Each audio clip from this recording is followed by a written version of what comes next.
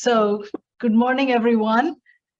Welcome to the first session of our Track C discussion, Equity, Justice, and Sustainable Communities as part of the STAR Symposium. And welcome all of you. Welcome to all of our guests who have signed in from using Zoom from remote locations. Thank you all for coming. As you know, equity, justice, and sustainable communities kind of work their way through a number of goals, specifically SDG goal number 11 and goal number 16.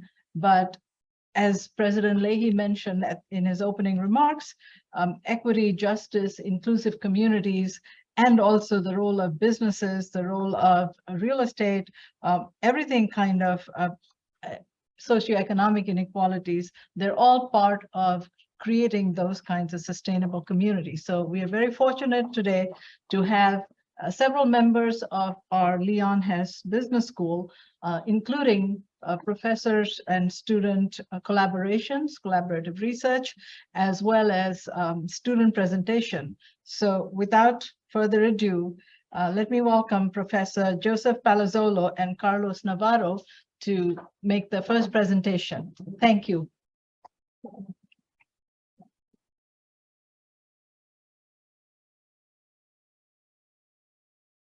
Thank you, everyone. My name is Joe Palazzolo, and I'm a professor in the Leon Hess Business School. And I'm joined by Carlos Navarro, who's one of our students, also a member of the honor school here at the university.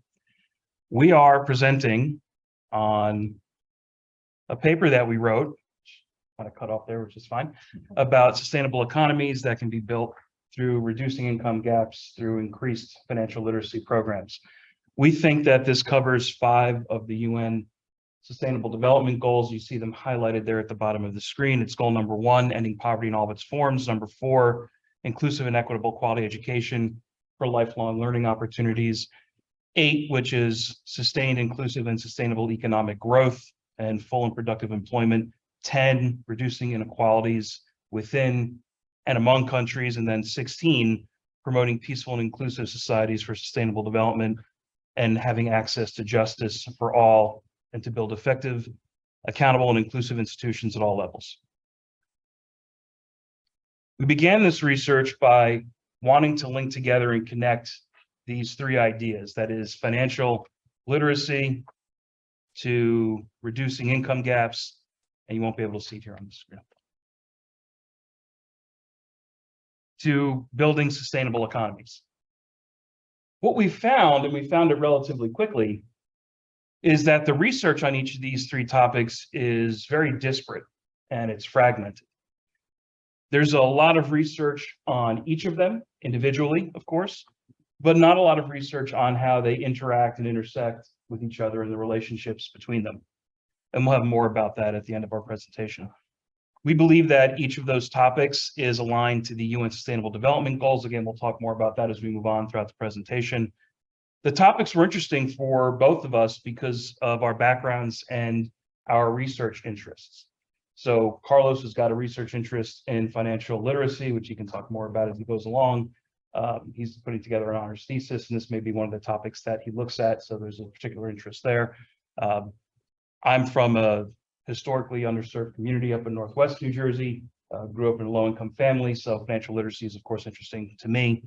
And in my growing up, financial literacy was a marginal at best topic in education. So that's kind of what drove us to put this paper together and to do some of this research.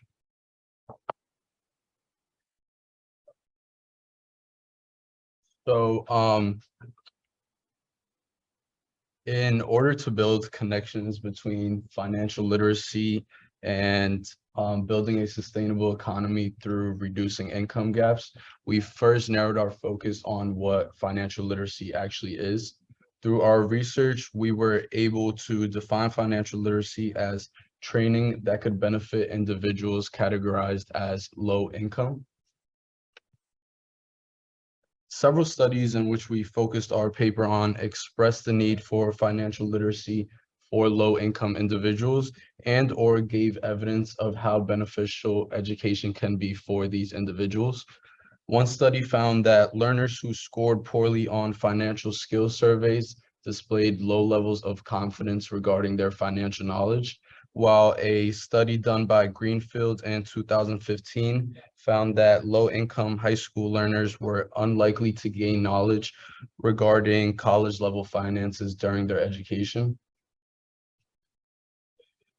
While several studies showed the lack of preparation low-income students are offered, several studies also showed possible benefits for financial literacy regarding these students.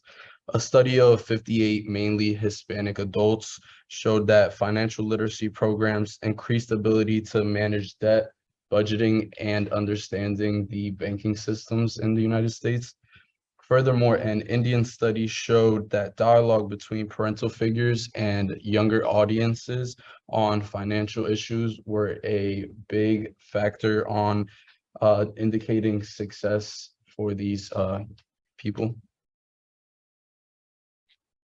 So we found that financial literacy as it pertains to low-income individuals should be redefined. A study by Warmath and Zimmerman used Bloom's taxonomy to redefine financial literacy within 3 knowledge domains, and those knowledge domains included explicit knowledge, self-efficacy, and financial skills. And now on to income gaps. Well, what is the limiting factor for financial success? Historically, it has to do with whether an individual is low income or not. Several theories on why these gaps exist include passing of wealth through generations and even just the amount of effort someone displays in the economy. However, there is more to the story than just that. According to Mollison, she says, income earned in the market is a result of more than just effort. It is also the result of additional political influences in the market. It is difficult to predict the market and which way it will go, which is why effort is not the sole reason for income. Sometimes it is just luck. Unfortunately, individuals who are unaware of these market influences wind up with lower levels of understanding regarding income gaps. As per group identity, a study done by Becker showed that many individuals underestimated income gaps and its effects. However, her research displayed that education allows for equity among different income gaps. The more information that individuals have of the disparities and changes among group identities, then the more likely they can achieve the UN's Sustainable Goal number 8, which was explained earlier by Professor Palazzolo. Thank you, Carlos. We spent some time thinking about where future research might be helpful. First, there are known gaps in the research. We think each of these 3 topics could benefit from focused longitudinal studies. Of course, you have to have the time to do that. So for example, Carlos talked about one of the studies about financial conversations in the home leading to better outcomes. And we'd love to see that studied over a period of time and potentially in other places around the world. And then maybe you can determine which factors in those conversations actually lead to those greater outcomes. We also think on the topic of financial literacy, during the review of the research that we had, we wondered which of the many different financial literacy programs worked best. And so we thought maybe there could be some more research around inclusive finance. So there's a study about the conversations in the homes. We looked at a study about financial literacy programs for low-income individuals living in Silicon Valley. We looked at a study that talked about high school financial literacy programs. Well, which of those creates the most inclusive financial outcome? We'd love to do a study on that. We also think that throughout the research, we found different definitions of some of these 3 phrases. So some would define financial literacy one way, they define inclusive finance one way, income gaps another way. So we thought that maybe one of the areas where there could be more research is how do you tighten up these definitions and have more of a standard that everyone can use, at least in certain regions, if not maybe in larger global contexts. And then, of course, naturally, as we mentioned earlier in the presentation, there's not a lot of research that talks about the intersections and the relationships between these 3 ideas, financial literacy, income gaps, sustainable economies. So we'd love to see some more research that talks about the connections. Now, maybe not amongst the 3, but at least amongst two at a time, and then ultimately later in the research schedule, maybe among all three of them.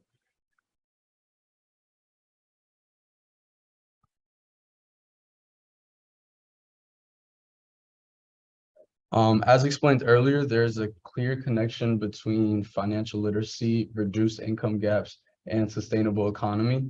Though the connection is clear, steps must be taken in order for changes to occur. First, educational systems must make financial literacy a priority in the classrooms. A critical part of reducing income gaps is education, and our research shows that an environment that engages students will stimulate a desire to learn. Our research provides a framework as to possible solutions in this space, though not one is clear or explicitly said by the research. With students showing encouraging results regarding financial literacy and financial readiness through the studies that we did look at.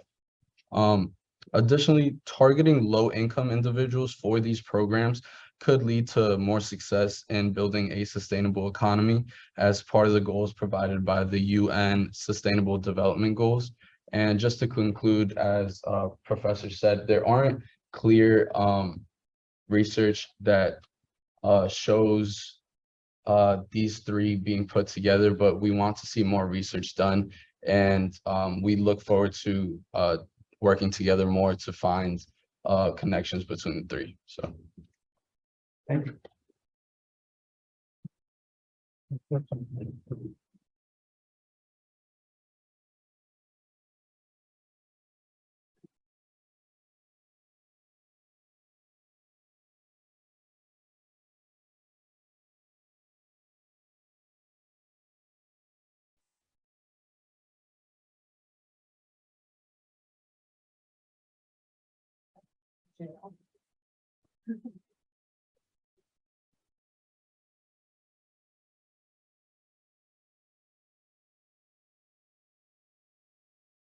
Hey, thank you, Professor Palazzolo and Carlos.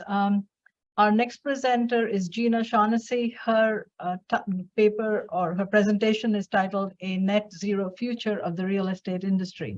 Before we get to Gina, I just wanted to make a quick comment that we are hoping that at the end of Gina's presentation, we will open the floor and the Zoom, those who are logging in remotely, for a discussion and questions. So if you have any questions about the first presentation, please hold on to them, and we will return to the Q&A after Gina's presentation. Gina?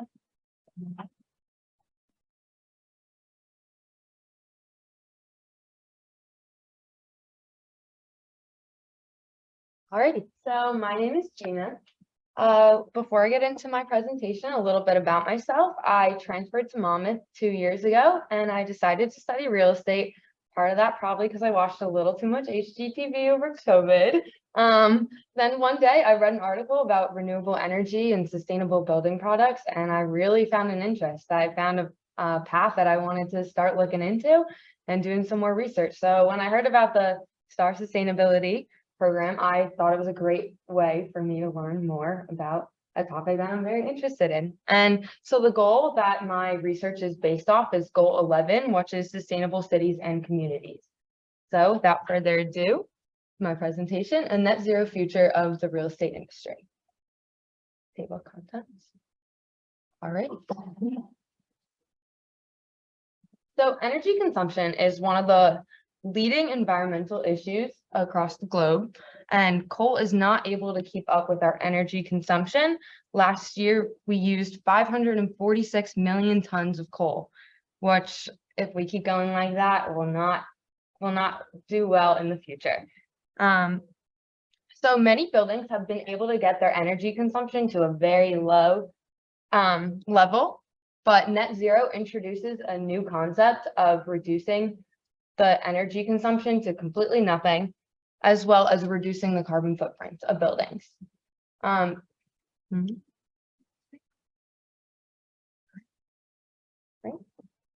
So what is net zero versus triple net zero? Through this presentation, you may hear me interchange the two terms, net zero versus triple net zero. Basically, net zero is producing as much energy as is consumed. I don't know if anyone's a coffee drinker here, but I've been a server my whole life, so it's easy for me to compare it to a coffee example. A coffee pot will only brew as much coffee as coffee grinds put in. So this goes along with how we need to balance our greenhouse gases to balance the greenhouse gases emitted versus the greenhouse gases consumed. You may hear about net zero a little bit more often, at least I'm hoping, because a few of the energy providers have started a goal called net zero by 2050. It's a scenario where they would like to completely shut down all of their coal factories. Triple net zero is basically net zero where you are where everything is nothing except for in 3 categories. The 3 categories are energy, water, and waste. The energy consumption of buildings is much greater than any other segment that we may have thought of. Transportation is often in the news because of Teslas and all the new improvements with electric vehicles, but really buildings are not being focused on as much as they should be because they are producing a significant amount of energy, including 30% of all the global energy consumption, as I mentioned earlier. And 19% of the carbon dioxide emissions actually come from buildings. The next 10 years are crucial in making an impact because carbon emissions need to be cut by more than half in order to reach the net zero by 2050 scenario. As we can see from this graph, transportation is a much smaller segment of energy consumption than the entire real estate industry combined. So COVID, of course, was a huge pandemic that we will probably be talking about for years to come. It probably won't ever go away. They'll talk about it and the research being done on it. But for net zero developments, COVID had a huge effect. During lockdown, renewable energy was used much more, and the use of gas was actually declined.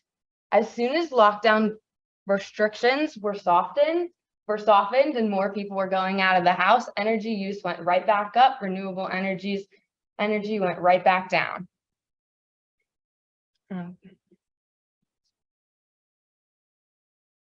So climate change is hard.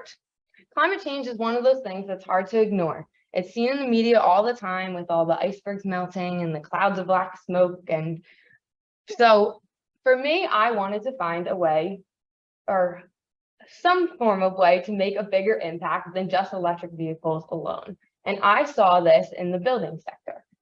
So climate change, as we all know, the past 10 years have been warmer than the past 143 years that have been recorded. 8% of the carbon dioxide emissions are resulted from fossil fuel use in buildings. Oh, I'm sorry, I wanted to explain this graph real quick. So we can see in 2019 to 2021, the fossil fuel use shot up versus 2030. This graph is following a net zero by 2050 model. And 2030, the fossil fuel use was significantly declined, even compared to 20 years earlier in 2010. So in order to achieve, how can we achieve triple net zero? So we start with our energy sources. The energy sources like solar, water, and wind have already been being implemented into certain structures. We see solar a lot in residential, whether it's your parents talking about how much money they're cutting on their electricity bill, or seeing all the big wind structures in Atlantic City. If you've been there recently, I was just there recently, so that's what I'm thinking of. But so these energy sources are important to achieving a net zero energy model. And then we'll move on to water. So for water, even though some of the renewable energy structures do use water, using things like water collection and water filtering we've been able to use, or models have been able to be designed to for reuse of the water in irrigation and plumbing. See, for waste, an increased focus on recycling and composition, as well as a model that would allow the waste to be, incinerated on site, that would allow for completely zero waste. So combining all three, the energy source, waters, and waste models, we're able to achieve a triple net zero development. And then the picture on the right is a development called the 76 complex that's to be built in Albany, New York, which I'm going to review in a little on the next slide. So the 76 complex is one of the first actually sustainable building models, which if we follow the model and continue building structures like this, we could actually see a net zero by 2050 model. But so this building would have, or this complex would consist of 3 different buildings: building A, 7 stories, building B, 9 stories, building C, another 7 stories. Each is a mixed use development. So they'll have apartments, stores, daycares, anything you can think of, salons.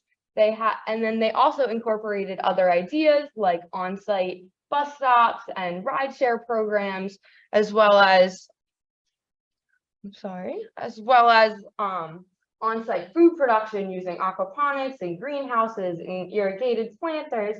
And then another aspect which I thought was really cool is the universal design, as well as their options for rent to buy allow for more affordable housing. So that also will contribute to helping fix poverty. And then, so here are the every good thing comes with its challenges. So of course that happens with triple net zero developments as well. One of the challenges being the cost. Building materials tend to cost much more for sustainable materials than the regular materials we are using right now. Also, the cost of the renewable energy structures is a factor as well. Location is another factor, because for certain renewable energy sources like solar, they need sunlight, or wind, they need access to wind. So the orientation of the building is important as well. And then there's just a general lack of awareness about sustainable building and triple net zero developments, or the possibility of triple net zero developments. So in conclusion, it's important for us to spread more awareness of the potential that the real estate industry has to make a difference in the environment. We can be the generation that slows climate change for the generations to come.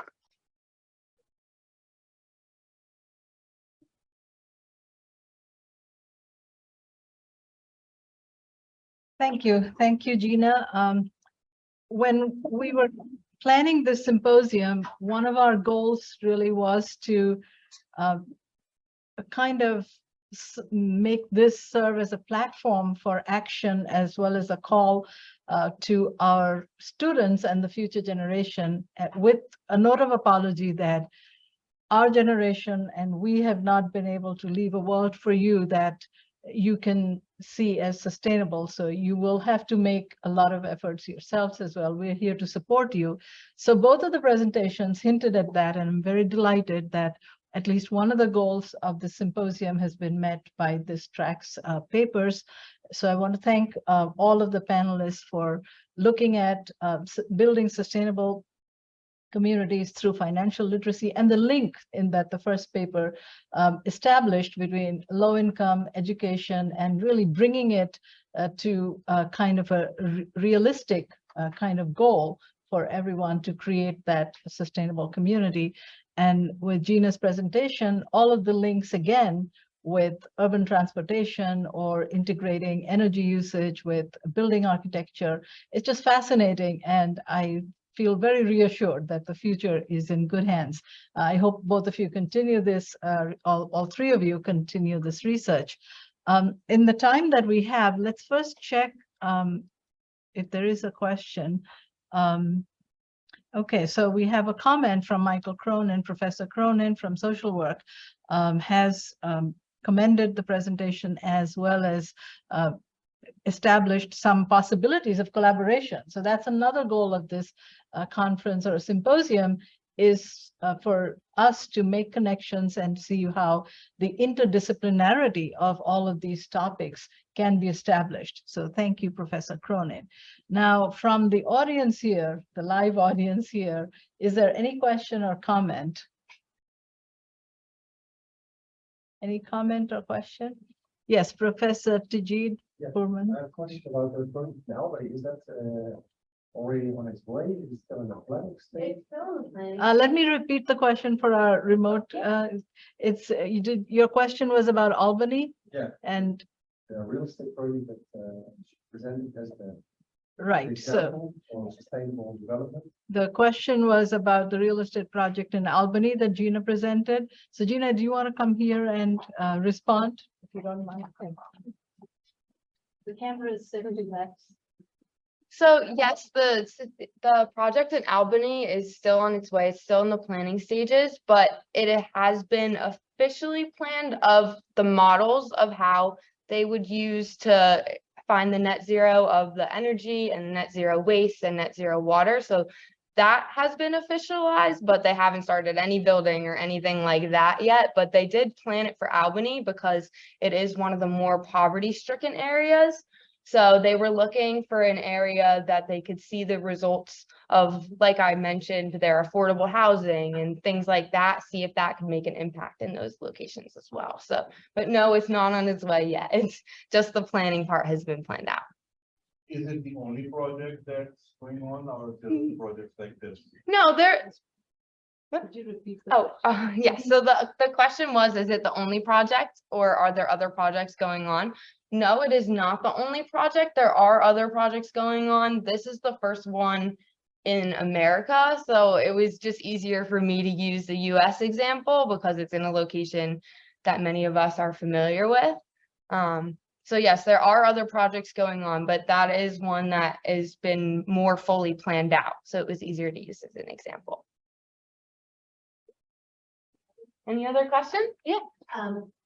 If you're interested, I have some architects in my network that are focused on sustainability in New York City, and they have some projects that they're working on. I don't think it's completely matching the net zero, but elements of it, so we can touch base later. And then just from the collaboration that Professor Datta mentioned, I feel like there is some collaboration, and the same would go for Carlos and Joe. Alice, if you're familiar with United Way of Northern New Jersey, Alice is for asset limited income families, basically. And what we've started over there is financial literacy programs to work with them to educate them in how to budget. So they're not living from paycheck to paycheck. And that also includes HR law collaboration for tax, kind of just filing taxes, but also just understanding it overall. So I think it's helped out as well. Which United Way? United Way of Northern New Jersey. Which counties? Like Essersburg and. Oh, I don't know. Let's walk out. Yeah. Okay, thank you, Professor Kaur. So this is really the lifeblood of any symposium, is these conversations. And I hope you will be able to continue the conversations throughout the day, and definitely during lunchtime. I want to thank everyone. And this is such an important topic because in my own work with women's self-help groups, and I worked with several NGOs in India where it's low-income women who get together to create cooperatives and to other initiatives. And one of the first things they learn or they're challenged with is they live not even from paycheck to paycheck. It's like a day-to-day, like they're whatever they earn. So one day they're sick, they're not able to earn anything to buy any food or nourishment, right? And so for people in that kind of an income bracket to think of saving, investing, these are the really critical tools. And it has been done. If you're interested, you can look up Self-Employed Women's Association. From 1974, they're doing this. And it's just, again, a remarkable story if you want to internationalize or get some other like examples. We now want to conclude this session and thank you again for really a good discussion and hope this is the beginning of a longer and more productive collaborative conversation. Thank you to all our online guests as well. We can now retire downstairs to the webinar on best practices institutionally here and abroad. So thank you again for attending.